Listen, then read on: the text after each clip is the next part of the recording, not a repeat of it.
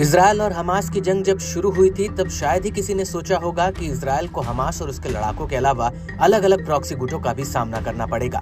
Israel के लिए अगर कोई सबसे बड़ी परेशानी की वजह था तो वो था लेबनान का हिजबुल्ला, जो कि आए दिन उत्तरी इजरायल को अपने एडवांस हथियारों के दम से दहलाते रहता था। समय के साथ साथ जैसे जंग तेज हुई, इजरायल ने कई बार हिजबुल्ला की कमर तोड़ी, कभी उसके टॉप लीडर्स को मारकर तो कभी उनके हथियार भंडार को तबाह कर। बावजूद इसके हिजबुल्ला के हौसले पस्त नहीं हुए।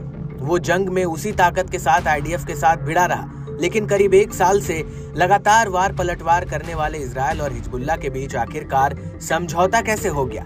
ऐसी क्या वजह रही कि सब कुछ खत्म करने की कसम खाने वाले नेतन्याहू को हिजबुल्ला के साथ जंग के बीच में ही सीज फायर के लिए मानना पड़ गया?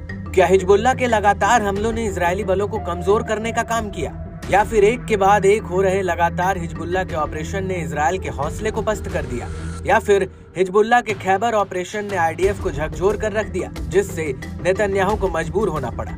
आइए जानते हैं कि खैबर ऑपरेशन के तहत हिजबुल्ला के हमलों ने किस तरह इजरायली बलों के नाक में दम किया।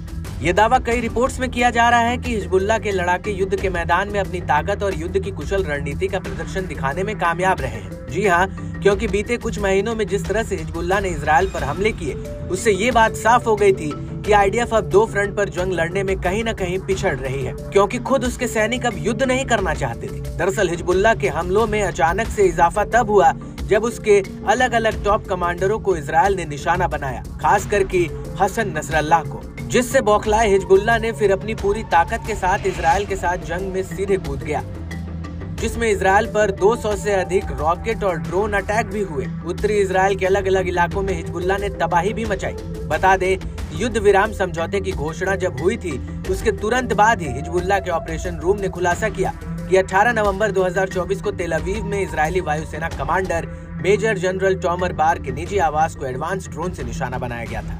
इससे पहले अक्टूबर में हिजबुल्ला के कैसरिया में इजरायली पीएम बेंजामिन नेतन्याहू के आवास पर ड्रोन से हमला हुआ था। नेतन्याहू के आवास पर ड्रोन हमले के बाद इजरायल ने बेरूत के दक्षिणी इलाकों पर हवाई हमला करना शुरू किया, जिसमें कई लोगों की मौत हुई और काफी नुकसान हुआ। इसके जवाब में हिजबुल्ला ने नवंबर में फिर से नेतन्याहू के घर को टारगेट किया और इस बार 2 फ्लेयर बम मारकर वहां दहलाया।